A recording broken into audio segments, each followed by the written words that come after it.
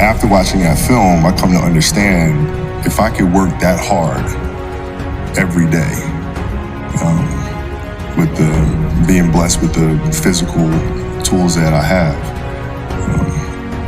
what would my career be?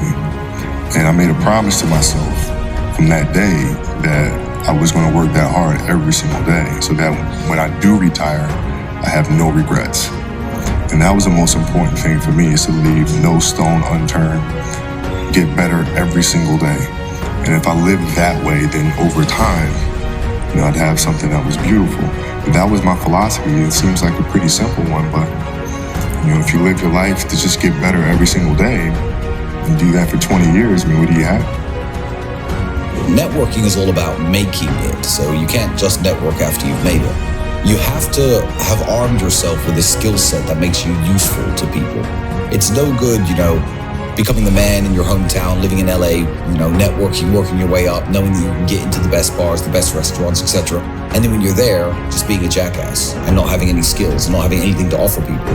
If you come up to me and say, hey, Tristan, I'd like to work with you, for you, you better have something good to say. So it's not just the networking aspect of it, it's what you're doing in your spare time. What are you reading? What are you learning? What can you possibly offer people? Because people like me don't really need money, so I don't care about your business idea. You probably need my marketing skills more than I need you and your business idea. I don't care about hiring you because I have the best people to do all of the jobs I want, the best cameramen, the best security guards. So if you don't have something really unique and special to offer the people who you're trying to meet, you're just going to come across as someone who's pestering them. And being pestered is very annoying when you're famous. I was just going through all these old files yesterday, and I saw a goal that I'd written, which was to make $10,000 a month income. And so it was 13 years ago. And so I viscerally remember what that was like. And I know I was in so much pain during that time that I get it. And so the reason we make this stuff is because I've been there, and I don't want that for anybody. I missed my 20s. I didn't have them, as people traditionally say it. It's weird because in today's internet culture, I started my first brick and mortar business, storefront. I was 23. I didn't know shit about fuck. I knew nothing. And I didn't know you could hire employees. It wasn't a thought. I didn't know anything. And so I cleaned, I did the billing, I did the sales, I taught the sessions, I fixed the equipment, I did everything. Because I didn't know you could, and I didn't know, and I didn't have the money, frankly, to afford anything else. I get it. I get it. But to get out of that, you have to take steps. And the first step is saying that it's my fault. The second step is that you have to use what you have. That all depends on who you're trying to meet, but I would say the number one would be health and fitness. People will take you a lot more seriously if your clothes fit well and you're muscularly built and you're strong and you go up and give a firm handshake. If you're a fat sack of shit, people are not going to take you as seriously. That's just the way that the world works. So that's the base that you have to work off of as a young man, because maybe your IQ isn't that high, but maybe you're a nutritionist and personal trainer. Nutritionists and personal trainers to the ultra wealthy and to the celebrities of the world do very, very well. In fact, I heard of one actually. He was gifted a Ferrari for all of his hard work, but then he was arrested and had his car stolen by the police. It's quite an amusing story. But yeah, if he didn't have his particular skill set, I would have never met him, and I never would have associated with him, and he never would have worked for me. He never would have bought that Ferrari. On top of health and fitness, for making a good first impression, your ability to speak, your speaking voice, because that communicates into everything you do, whether it's sales and marketing, website design, fitness, training, whatever you think you have to offer people, you have to be able to convey the idea to them. You have to be able to explain the idea to them. Again, sales skills. I advise anybody, if you're young and you're broke and you don't have a job, take up a sales job. Doesn't matter what it is. Doesn't matter if you're selling windows or newspaper advertisements over the phone. Take up a sales job, because life is sales. My cameraman had to sell me his skills before I hired him. Even meeting beautiful women is sales. You have to convince them to let you waste their time and spend time with them. So everything is sales. So your sales skills, your speaking voice, your health and fitness, and your general appearance are all the most important things. Yeah, absolutely. Get a commission-only sales job. Get a sales job that offers you no basic salary because it teaches you lots of things. One, the art of sales and closing the deal and actually bringing money in is very important. But two, it teaches you work ethic and hunger. Because when I worked commission-only sales jobs, it was a matter of, I'm not going to eat unless I sell these windows. How do you stretch your beliefs and make sure you are continually pushing the boundaries of your comfort zone and your capabilities? I just dream. I have dreams, and dreams they should be pure. And I think a lot of times when we're born into this world, we actually wind up going backwards. And it seems like the more we mature, the more responsible our dreams become, and the more governors we put on ourselves and our ability to dream and to reimagine. And it's always a fight for us parents and for you guys to make sure that your dreams always stay pure. And so it's not a matter of pushing beyond the limitations or expectations. It's really a matter of protecting your dreams, protecting your imagination. That's really the key. And when you do that, then the world just seems limitless. Hey. Don't ever let somebody tell you you can't do something. Not even me. All right?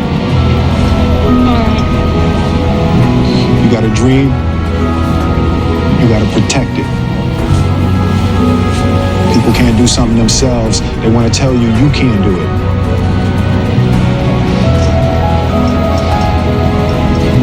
You want something, go get it. Period. Will make room for you. Now, what is your gift? It's the thing that you do the absolute best with the least amount of effort. That's your gift. Quit running away from the gift. Your gift will make room for you. Stop trying to be something you ain't gifted at. Nobody asked you to go down here and study to be a dentist, and you ain't really good at that. Quit going down to the church trying to sing. You can't sing. Just because they let you sing at the church, you're not finna, anybody else finna go with this. Because, come as you are, the Lord loveth a cheerful giver, all that. We don't apply scriptures out here. You come to the Apollo and you can't sing, we got something for your ass up there. Listen to me. All of you have this gift. Identify it. It's the thing that you do the absolute best with the least amount of effort. That's what you should be doing. You're wasting your time pursuing your passion. The Bible does not mention passion. It mentions your gift. What are you gifted at, and do that? Stop tripping. You can do that. If you fry chicken better than everybody you know, you ought to be somewhere frying chicken.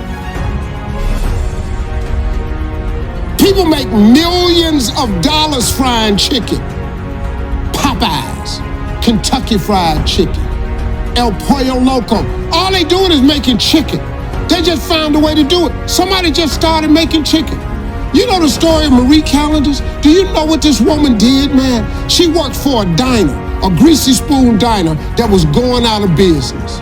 It was her only job. She was a single mother. It was her only job. She needed that job, but the diner was gonna close. So she went to the owner of the diner and said, let me bake one of my pies. People like my pies, and see if I can help you make a little money. He said, whatever, bring it in. She bought one pie in. They sold every slice. The next day, the people came in and asked for the pie. She had to go home and make another pie. The next day, so many people asked for the pie, she had to make 4 pies. Then people started saying, can I buy my own pie? She made so many pies at this store that she eventually saved her money and put a commercial oven in her house. Now, she done made so many pies, the dude's shop, he ain't selling hamburger no more. All he's selling is them damn pies. That's how Marie Callender got started. Marie Callender now has over 120 restaurants. You can't go to no frozen food section without seeing Marie Callender in there. You know what she started with? A pie. One pie. The dude, when I had hair, when I had that world famous lining with that box cut, when I was Steve Hightower, Kings of Comedy, when I had that hair, the dude that cut my hair, I met him in 1986. He cut my hair for $10. I remembered him. When I got on TV, I had hired him. He came out there, he started making $300 a haircut. I paid him 10. He had been with me so many years that he was making $1,500 per haircut. I was getting my hair cut 4 times a week for television and touring. I paid him $1,500 each time. He was making $6,000 a week. You know what he was doing? Cutting hair. That same haircut I paid $10 for in '87. This dude was cutting it now for me for $1,500. I cut my hair off. We had to put him on suicide watch for a little while. But then let me tell you what he did. I paid him a chunk of money for being with me all these years, gave him a severance pay, told him good luck. Guess what this dude got now? He got 4 salons and he owned 2 barber colleges. You know what this dude make now? $3.6 million a year. You know what he do? He cut hair. He cut hair. He don't do nothing else. That's his gift. And so in the beginning, I was reading self-help books and all this stuff, and none of them really hit for me, because a lot of it was like power of positive thinking and like affirmations and like all this stuff. And the reason I make the content that I do now, which has now almost become like a shtick, countering that is because it didn't work for me. And I'm not trying to speak to everybody. If that works for you, then like awesome. People mistake me saying this is what worked for me with this is what I think everyone should do, and it couldn't be further from the truth. I'm saying if what you have been doing hasn't been working, then consider this, which is that, like, I remember because I just read this yesterday. The intro in the book, I say, I wish I could tell you that the reason I was able to make it out of the gym was because I was like really passionate about changing people's lives, and I loved fitness, and I loved my clients' faces when they would light up and they'd step on the scale and they'd lose weight, they'd be able to fit in their high school clothes again. It was none of that. It was just the sheer anger that I had at the idea of being wrong and having the people back home be right about everything. And I still can barely tolerate it. And so, I took, in some ways, and this isn't I don't know if woe is me is the right term, but like I had an otherwise very successful career. Like I was in a white collar job, and sometimes it's hard. Like, hey, I don't know, I haven't been in the other situation, but taking a step down and humbling yourself to minimum wage after you've been in a white collar situation, not easy. And I remember I had clients who walk in and be like, "Oh, did you go to college?" And they were saying that patronizingly. And mind you, everyone here, at least this channel, knows that I don't give a shit. But they were saying it to basically, like, when I was gonna like write something down, like, am I literate?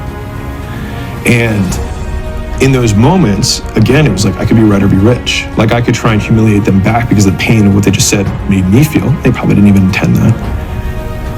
Or I could be like, yeah, I went to school. I'm very grateful for it. So what are your goals? And I could just move right past it. And so you develop that skin because I had to fucking pay rent. And so, I tell stories about having a kid drawing marker on the wall while I'm trying to close his mom, and he's writing in permanent marker, and I'm trying not to lose my shit over the fact that I'm gonna have to repaint the wall because she doesn't know how to parent a child, but I needed to close the card to pay for the paint. And so it's like I can scold the kid and lose the sale, or I can close the sale and keep my cool and then eventually clean the wall. And so like you only get that stuff by doing it. And so if you're in a place right now where you don't have a lot, you only have one thing, which is time. And so you have lower leverage. I'm not gonna lie to you and say that there's this one play, this one secret. No, it's sheer brute force. Like you have to will yourself out of it. Like you have to do, it's a huge amount of soul driving energy that you have to do outside of what you normally do. So it's like you have to live one person's normal life. You have to do your normal work, your normal job. You have to eat, you have to sleep, you have to clean, you have to do whatever else. And then the workday starts. So that is how you eat today, but you're trying to get ahead and you have to eat tomorrow. And so you have to eat the glass so that you can take the pain today, and you're trying to take as much of the pain from tomorrow as you can today so you can get ahead. And like even the concept of getting ahead, I think about this visually, which is like if you have this timeline of life that you can pull towards you, and it's glass in the beginning, and then it's slightly less coarse, and then less coarse, and then it gets neutral, and then it starts to get a little bit sweeter and a little bit sweeter and a little bit sweeter. But you have to get through that glass period where you pull it towards you.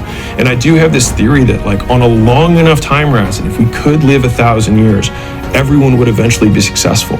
But people wait too long and they die too early. And I say die too early on a long timeline. And so I have to live today and tomorrow and the next day, so I can live 3 days at a time, so I can get to my second and third life's benefits now. There's no correct answer for which accent is acceptable and which one isn't. However, some accents are better than others, which is a shame because you can't really control your accent.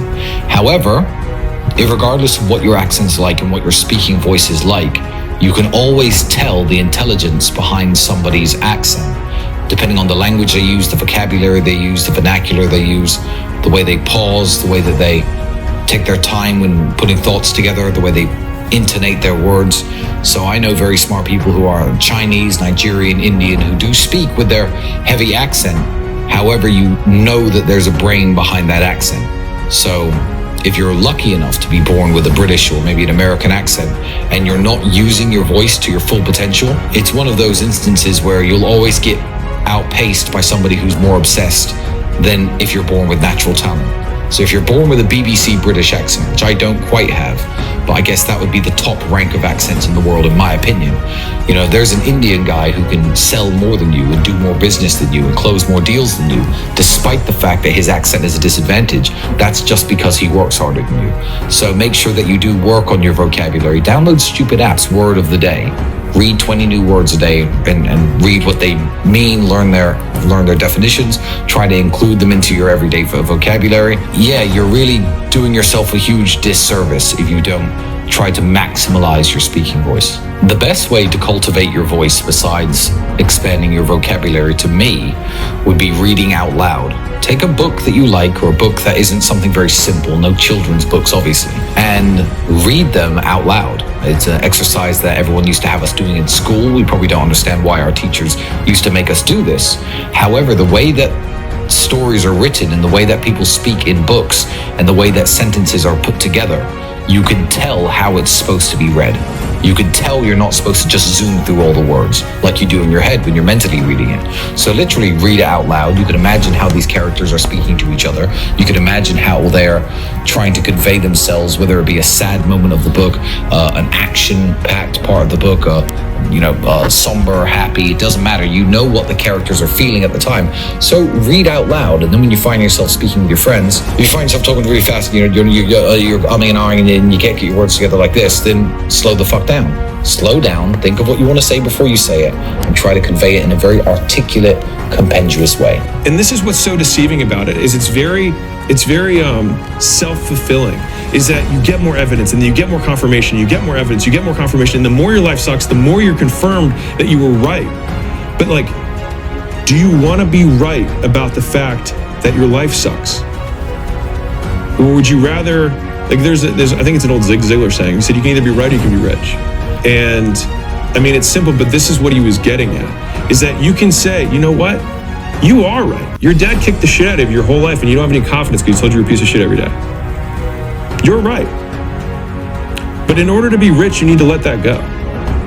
Because every day you say that I'm not successful because of this, it means because this now owns you.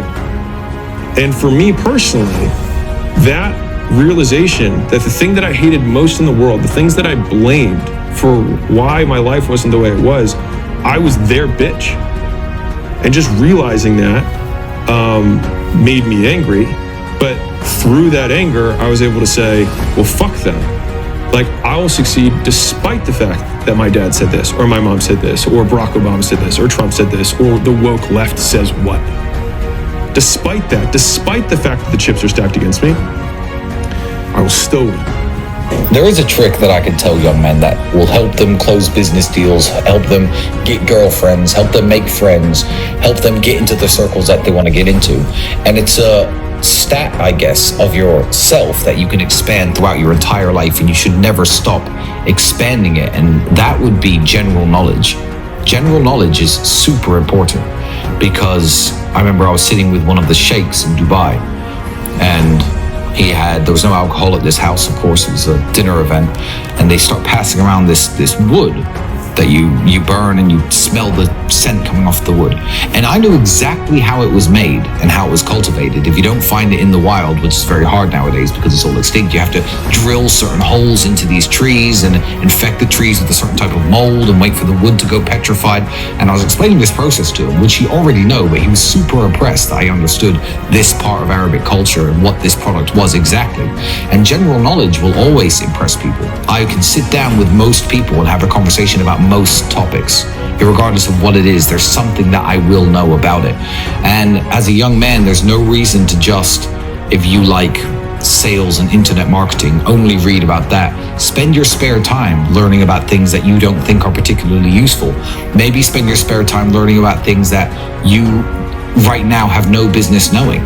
Yachts, the different brands and makes of private jet. Learn all of this. Because when you start to sit with important people, you can at least have an idea of what they're talking about and interject in the conversation, perhaps with something they don't know. And that has made me more friends and more connections with men, women, businessmen, anyone who I was trying to get connected to, than maybe anything else. General knowledge. You have to work on it. See, I like audiobooks, and even right now, you say you don't see me learning things. I am 4 hours into a 17-hour audiobook course, lectures on the Vikings and Norse mythology and Norse history. Why? So the last 2 hours when I was in my room, I was listening to it. So you don't see me learning this stuff, but I just find so many things interesting that I will make sure that instead of listening to music or doing other things, I'm filling my brain with information. So every day I'm learning something new. I don't think a day goes by when I don't learn something new from somewhere. But yeah, going down rabbit holes is always very interesting on the internet. If you find an interesting fact out about something, then read up more. I mean, Wikipedia is a tremendous resource. Everyone's forgotten about it. It's because it's kind of fallen out of fashion, I think. But it is a tremendous resource. And when it comes to history and battles and world leaders and things like that, there are literally clickable links from each page to the next page to the next page. And you could sit and read and learn entire eras of history or entire 20-year periods in an hour or two, if you are determined enough. A lot of people end up working fast food jobs after university because they believe that doors are going to open because the degree is given to them. They get this message from their parents, they get this message from the Matrix, the media. They're sold this dream that you're going to come out of university with a degree and everybody's going to want to hire you, and you're going to be a high value member of society that's going to just jump into this 75 grand a year, $100,000 a year job. But you won't, and that's not what's going to happen. Take one university. You went to university, didn't you? How many students passed in your year? Do you know, in graduation? Guess, I don't know the size of your university. 30,000 students in a year passed at your university alone. Maybe 10,000, let's say 10,000. How long ago since you graduated? 10 years? 8 years? 4 or 5 years. That's 50,000 people have walked out of the door of the same building you went to in Texas with these pieces of paper saying, hire me, I'm worth millions of dollars per year, I'm worth hundreds of thousands per year, I'm worth at least 6 figures. 50,000 people from that one building you went to. How many universities are in the USA? I challenge somebody to do this math. How many students graduate with a university degree every single year in all of the top universities? Okay, fine. How many universities are there in the United States? How many new degrees, how many new pieces of paper are printed every single year for everybody to walk out of these buildings and wave around at employers saying, I'm worth all this money? Take that number and divide it by the number of jobs in the United States that even pay 6 figures. The number of jobs in the United States that even pay you $100,000 a year, which by the way is still broke. And you'll see the glaringly obvious scam that traditional education is. Universities used to be prestigious. You used to have to be smart to go to university. Now, any idiot can go to university. You can buy a degree even if you're unintelligent. Universities used to be for the intelligent, the smart. the industrious, and they would go there and get their degree. They'd be rare in society. The man walking around, yeah, I have a university education. People used to brag about having somebody like that in their family, and universities used to actually mean something. However, once it became clear that there was a big business here, a big racket here, that the banks were happy to fund all the students going there and pay you all your money, universities sprung up everywhere. You can do universities online from your house. And all these people are printing these degrees every year, which are utterly meaningless. A friend of mine we grew up with, all he did was cut grass. He had a single blade lawnmower that he pushed. He was so good at it, he could raise the blades up and lower them. He could cut patterns in your grass. We little, I'm going, hey man, we going swimming. Now I got to cut Miss Jackson grass. He could cut patterns in your yard. He could put your initials in your grass. As a little boy, $2 for the front, $2 for the back, $4. We used to laugh at him all the time. Well, let me tell you what we laughing at now. He got a landscaping company in Cleveland. You know how much this boy making? $4 million a year. You know what he do? He cut grass. He got 38 trucks. He got all the contracts in the city, malls, corporations.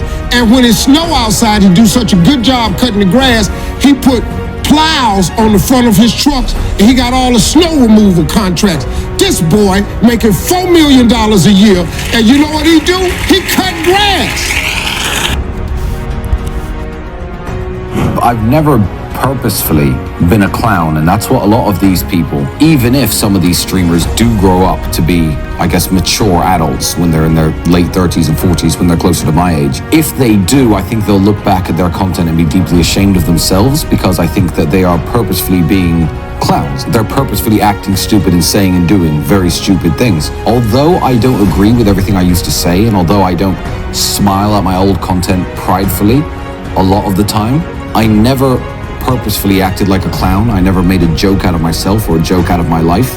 I always said what I believed was true at the time, and I always did what I thought was right or smart at the time. So, as many things as I got wrong when I was younger, I was still a young man doing my very best, to make it, out there in this cold world, and I became rich as fuck eventually, so it must have worked. Yeah, don't make a clown of yourself.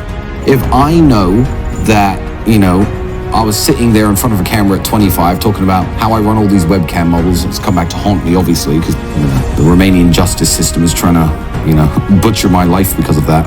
But there's me at 25 talking about running webcam models or any of the stupid shit I was doing. Yeah, I still didn't make a joke out of myself. I never wore stupid costumes. I never painted my face stupid colors. I never screamed and jumped around and acted like an animal or a monkey like a lot of these people on the internet. I was doing the best I could at the time. And I wasn't right about everything, but I have nothing to be ashamed of. Why does saying my fault and taking that accountability begin to set someone down the path of making more money? And so if we think about success in terms of layers, like foundations, right? The base level, like when you're digging the building where you put the hole and you pour the concrete in, the base of the entire thing is who is in power? Who is source? Because if it's anything but you in that base layer, all of the other things on top of them will topple down. It's a foundation of sand otherwise. You can't build on top of blaming other people. There's nothing that stands on it. You see, like, I want to learn sales, but I can't learn sales because I didn't get hugged enough as a kid, and so I don't like people. And so as long as you keep holding on to that, you have sand as your foundation. But if you want to learn how to sell, or you want to learn how to market, or you want to learn how to do whatever, until you say, well, it's my fault that I don't know it, and because of that, it's within my power to change it. So it's not sales books. It's not reading offers. It's not even your books. At the very beginning, you have to accept that, which is the first two words: my fault, my responsibility, all me. I am source.